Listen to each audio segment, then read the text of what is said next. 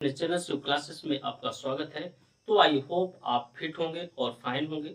तो प्यारे बच्चों, आज हम यहाँ पे एक्सरसाइज 2.3 को डिस्कस करेंगे। तो आपने भी मूड बना लिया होगा कि आज भी हमें राम सर के साथ पढ़ना है। ओके, तो जो न्यू एनसीईआरटी अभी हाल में आई है, हम उसी को यहाँ पे आपके साथ डिस्कस कर रहे हैं। ओके, तो आपको हमेशा की तरह फिर से एक बार रफ और पेन लेकर बैठ जाना है और इन क्वेश्चंस को आपको समझना है। ओके, बहुत शानदार तरीके से समझना है प्यारे बच्चों। तो स्टार्ट करते हैं। क्वेश्चन नंबर फर्स्ट है कि a student has 500 in her saving bank account. She gets rupees 150 every month as pocket money.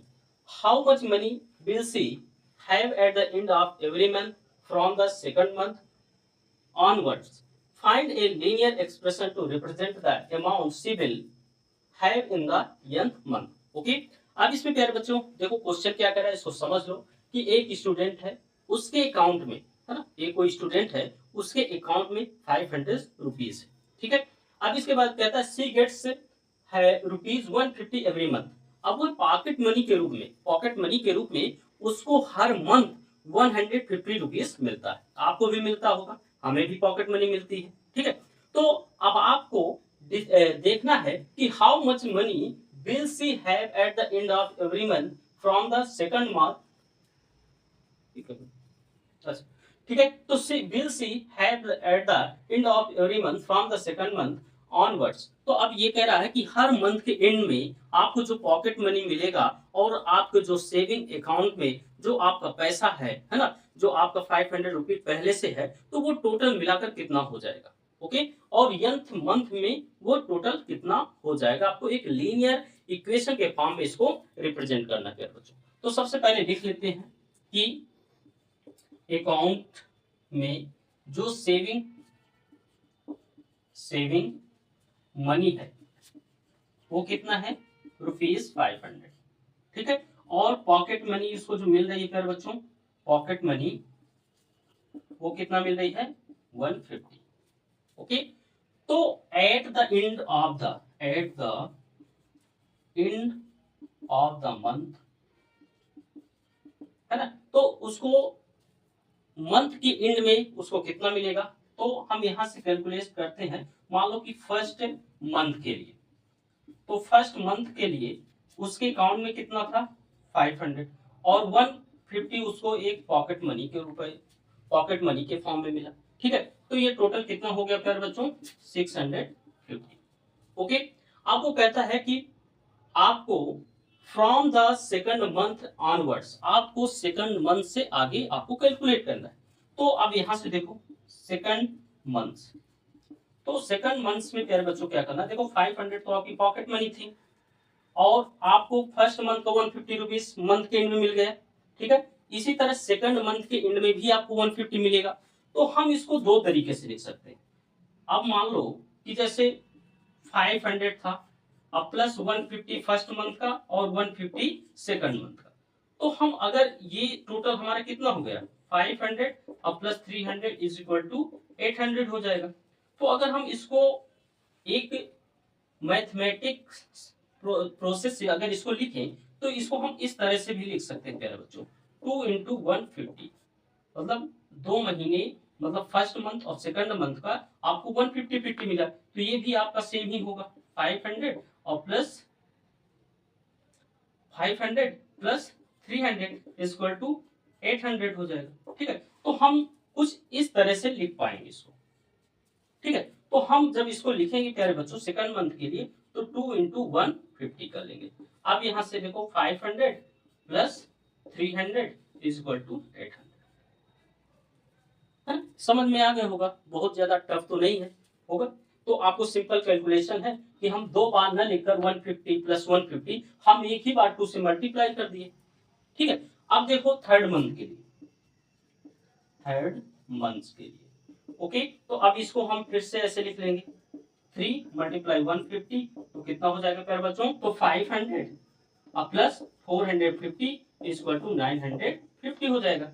Okay, इसी तरह 4 मंथ के लिए देखो प्यारे बच्चों, 4 मंथ्स के लिए, तो 4 मंथ्स में भी सेम होगा, है ना, 4 मल्टीप्लाई 150, तो अब ये हो जाएगा 500 प्लस 600 और आपका हो जाएगा कितना हो जाएगा, ठीक है, 1100 हो जाएगा।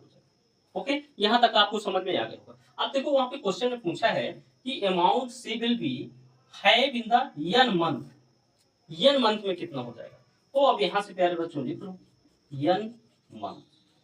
तो यन मंथ्स के लिए 500 आपके अकाउंट में था, और यहाँ पे जहाँ पे अभी तक 4 कर रहे थे वहां यन कर लोगे, ठीक है, और 1 और ये 5 150, यहाँ सॉरी बच्चों यहाँ पे 150 होगा, है ना, करेक्ट कर लेना। तो यन 150, तो ये हो जाएगा प्यारे बच्चों 500 प्लस 150 यन। अब देखो यहाँ पे यन एक वेरिएबल लगा हुआ है, तो ये हमारा मैथमेटिक्स का एक प्रोसेस है कि जब भी हम इसको लिखते हैं तो वेरिएबल को पहले रखते हैं, इसके बाद कांस्टेंट टर्म रखते हैं, है ना। तो अब यहाँ से क्या हो जाएगा 150 यन प्लस 500, ये आपका एक लीनियर इक्वेशन बन जाएगा, आपका ये एक लीनियर आंसर हो जाएगा। तो फर्स्ट आंसर यहाँ से आपका कंप्लीट होता है। ओके, अब देखो इसके बाद नेक्स्ट क्वेश्चन को प्यारे बच्चों, नंबर सेकंड है कि a rally starts with 120 members, each our 9 members drop out of the group, how many members will remain after 1 2 3 that hours, find a linear expression to represent the number of members at the end of the n hour। Okay, अब इसमें प्यारे बच्चों ये कह रहा है कि एक रैली थी, उस रैली में 120 मेंबर्स शामिल थे, पार्टिसिपेट किए थे। ईच आवर, हर एक घंटे 9 मेंबर्स, है ना, हर एक घंटे 9 मेंबर उससे लेफ्ट हो रहे हैं, है ना, ड्रॉप हो रहे हैं, ठीक है, वो चले जा रहे हैं, पार्टी छोड़ रहे हैं, ठीक है। तो अब कह रहा है कि अब आपको ऐसे 1 2 3 आवर डेट आवर्स में ऐसे लोग लेफ्ट हो रहे हैं, ड्रॉप हो रहे हैं, तो आपको एक लीनियर एक्सप्रेशन फाइंड करना है number of members eight the end of the nth hours, है कि कितने मेंबर्स बचेंगे nth आवर्स के बाद। आपको एक लीनियर इक्वेशन, तो आपको एक लीनियर इक्वेशन रिप्रेजेंट करना है। ओके, तो अब प्यारे बच्चों स्टार्ट करते हैं। तो सबसे पहले यही है कि प्यारे बच्चों एक आपसे हमारा एक हम्बल रिक्वेस्ट है कि आप वीडियो को ज्यादा से ज्यादा शेयर करते रहें। ओके, तो अब स्टार्ट करते हैं यहाँ से प्यारे बच्चों कि सबसे पहले लिखें कि solution total members in rally कितने थे 120। ओके, ड्रॉप एवरी आवर कितने हो रहे हैं 9। ओके, तो अब हम यहां से देखेंगे कि फर्स्ट आवर्स में कितने बच्चे, कितने मेंबर्स थे 120 और उसमें 9 ड्रॉप हो गए, तो कितना बचेगा प्यारे बच्चों 111 बचे, ठीक है। सेकंड आवर में 120 मेंबर थे। अब इसको जैसे हमने क्वेश्चन नंबर फर्स्ट में किया है, सेम यहाँ भी वही प्रोसेस को हमें फॉलो करना है। तो 2 × 9, तो ये कितना हो जाएगा प्यारे बच्चों 120 माइनस 9 2 18, तो यहाँ से 102 बचेगा। ओके, अब देखो नेक्स्ट में कि थर्ड आवर्स में 120 मेंबर्स थे, 3 × 9 हो जाएगा, तो ये प्यारे बच्चों क्या हो जाएगा हमारा, तो 120 माइनस 27, तो अब यहां से इसको माइनस कर लो, तो 10 में 7 गया 3, 11 में 2 9। ओके, अब इस तरह वो कह रहा है कि number of members eight the end of the nth hours. Okay, तो यहां से nth आवर का निकाल लो यहां से, ठीक है, फाइंड कर लो, तो 120 माइनस n इंटू 9, तो ये हो जाएगा 120 माइनस 9n, तो हम इसको ऐसे भी लिख लेंगे 120।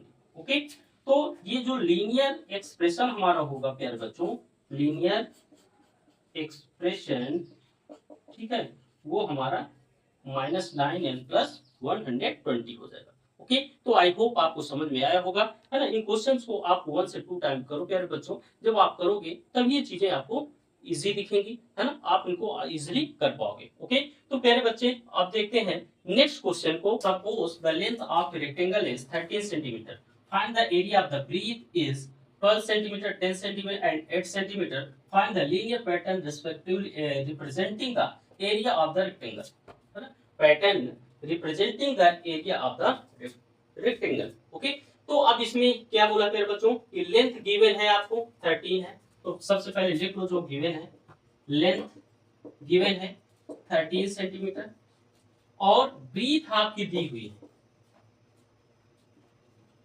ब्रीथ जो गिवन है वो है 12 सेंटीमीटर है, 10 सेंटीमीटर है और 8 सेंटीमीटर।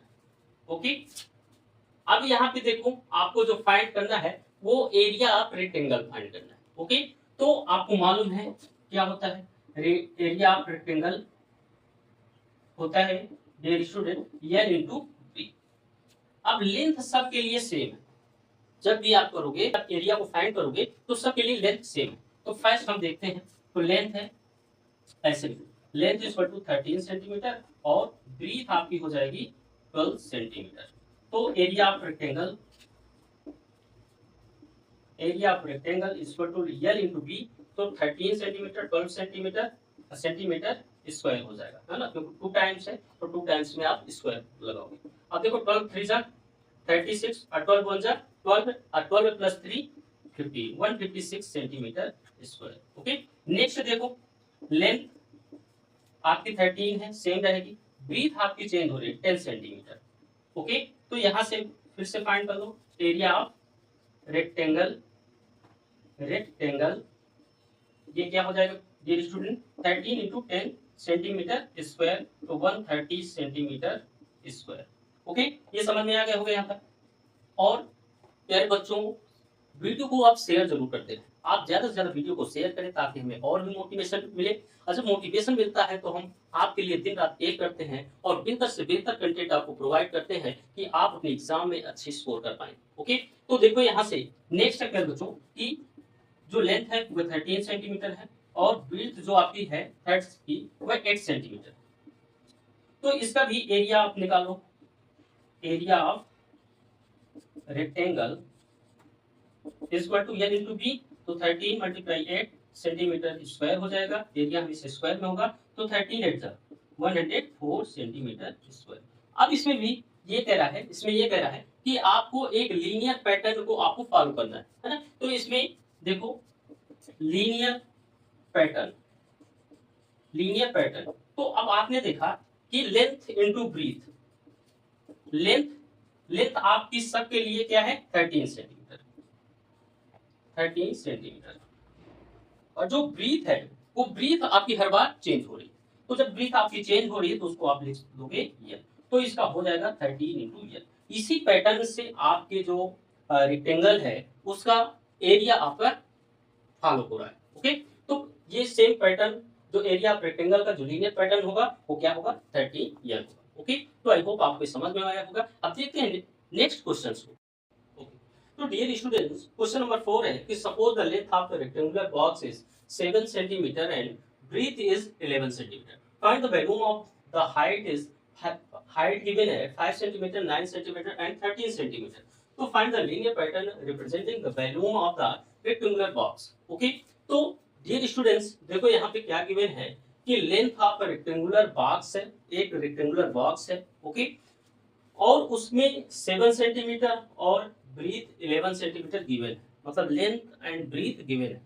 हाइट यहाँ पे गिवन है 5 सेंटीमीटर 9 सेंटीमीटर 13 सेंटीमीटर।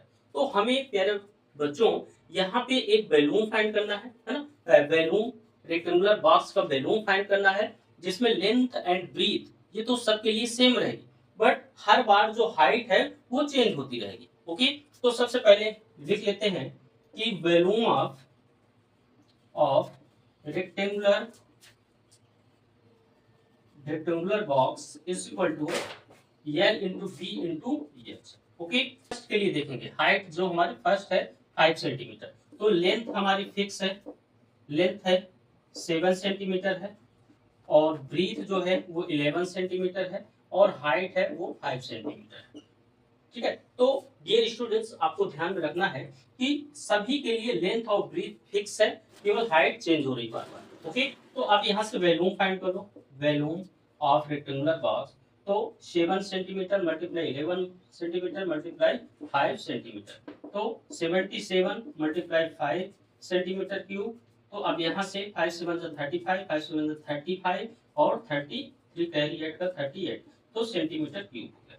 ओके, अब देखो नेक्स्ट के लिए लेंथ आपका सेम है, ब्रीथ आपका 11 सेंटीमीटर है और हाइट आपकी इस बार गिवन है 9 सेंटीमीटर। फिर से वैल्यूम फाइंड कर लो, तो वैल्यूम वही होगा प्यारे बच्चों, 7 सेंटीमीटर है ना, 7 centimetre, 11 centimetre centimetre and 9 centimetre. तो देखो यहाँ से 77 मल्टीप्लाई 9 सेंटीमीटर क्यूब हो जाएगा, क्योंकि सेंटीमीटर सेंटीमीटर सेंटीमीटर 3 टाइम है ना, इसलिए क्यूब हो जाएगा। अब 9 से बन जा 63 और 9 से बन जा 63 प्लस 6 69 सेंटीमीटर क्यूब। ओके, अब देखो नेक्स्ट प्यारे बच्चों, जो यल गिवन है 7 सेंटीमीटर है, ब्रीथ आपका 11 सेंटीमीटर है और हाइट आपकी है 13 सेंटीमीटर। ठीक है, हर बार आपकी जो लेंथ और ब्रीथ सेम है दोनों के लिए, और हाइट आपकी चेंज हो रही है। ओके, तो मुझे लग रहा है कि आपको कोई प्रॉब्लम नहीं होगी। तो और हाइट है तो इसका वैल्यू फाइंड कर लो फिर बच्चों ना, 7 सेंटीमीटर, 11 सेंटीमीटर एंड 13 सेंटीमीटर। तो ये भी 77 मल्टीप्लाई 13 सेंटीमीटर क्यूब हो जाएगा। तो 13 से बन जा 91 और 13 से बन जा 91 और प्लस 9 100 हो जाएगा। ओके, तो ये हो गया पैटर्न जो गिवन था हमें। यहाँ पे हमें हाइट जो थी वह 1 2 3 है ना, 3 बार हाइट दिया हुआ था, तो हमने अलग अलग सबका वैल्यू फाइंड कर लिया। अब हमें लीनियर पैटर्न फाइंड करना है, linear pattern of rectangular box. तो डियर स्टूडेंट्स, आपने देखा कि हर बार आपको 7 मल्टीप्लाई 11, 7 मल्टीप्लाई 11, 7 मल्टीप्लाई 11, तो आपने हर बार 7 मल्टीप्लाई 11 को फॉलो किया और एच की जो वैल्यू थी वो हर बार चेंज होती रही, तो है ना, हर बार चेंज होती रही। तो हम जहां पे एच है उसकी जगह हम लिख देंगे यल। ओके, तो यहां से हो जाएगा 7 11 से बन जाए 77 इंटू यल। तो यही हमारा पैटर्न फॉलो हो रहा है, क्योंकि यल लेंथ और ब्रीथ हमारी सेम चल रही है, जबकि यल की वैल्यू हर बार चेंज हो रही है। ओके, तो ये हमारा पैटर्न हो जाएगा, यही आपको फाइंड करना था। ओके, तो डियर स्टूडेंट, आई होप आपको समझ में आया होगा। अब चलते हैं नेक्स्ट क्वेश्चन की ओर। तो डियर स्टूडेंट, लास्ट क्वेश्चन है कि Sarita is reading a book of 500 pages. Sarita है एक किताब को पढ़ रही है जो कि 500 पेज की वो बुक है। सी रीड्स 20 पेज एवरी डे, वह हर दिन 20 पेज पढ़ती है। तो how many pages will be left after 15 days, तो वह 15 दिन के बाद कितने पेज को पढ़ लेगी। ओके, तो express this as a linear pattern. आपको एक लीनियर पैटर्न में आपको लीनियर पैटर्न में उसको शो करना है। ओके, तो सॉल्यूशन को देखते हैं प्यारे बच्चों। तो पहले तो लिख लो आप टोटल पेजेस। टोटल पेजेस कितने हैं 500। ओके, और सी रीड्स पर डे, वह पर डे हर एक दिन कितना पढ़ती है 20 pages. Okay, so she read in a 15 days, तो वह 15 दिन में कितना पढ़ती है, तो 20 मल्टीप्लाई 15, तो ये हो जाएगा 300 पेजेस। ओके, तो अब देखो लेफ्ट पेजेस टोटल 500 थे और वो 15 दिन में 300 पेज पढ़ लेगी, तो कितना बचा प्यारे बच्चों 200 पेजेस। तो अब यहां से जो लीनियर पैटर्न बनेगा, लीनियर पैटर्न बहुत इजी है ना, कुछ भी नहीं है, बहुत आसान। ओके, तो लीनियर पैटर्न देखो, उसके पास टोटल कितने पेज हैं 500 है उसकी बुक में, और वह टोटल कितना पढ़ती है पर डे 20, कितने डेज में, तो उसमें उसके लिए आपको ये निकाल लेना है ना। तो पैटर्न में हम ये करते आए हैं पैटर्न के लिए, तो 500 माइनस 20, यही आपका लीनियर पैटर्न होगा। ओके, तो आई होप प्यारे बच्चों आपको समझ में आया होगा। वीडियो को आप जरूर शेयर करें, है ना। हम आपसे एक ही बात करें, आप वीडियो को शेयर जरूर करें, है ना। शेयर करेंगे तभी हमें एक मोटिवेशन मिलेगा और हम पूरी कंसिस्टेंसी के साथ नेक्स्ट जितने भी चैप्टर हैं, जितने भी एक्सरसाइज है, सभी को आपके साथ सॉल्व करेंगे। इसी तरह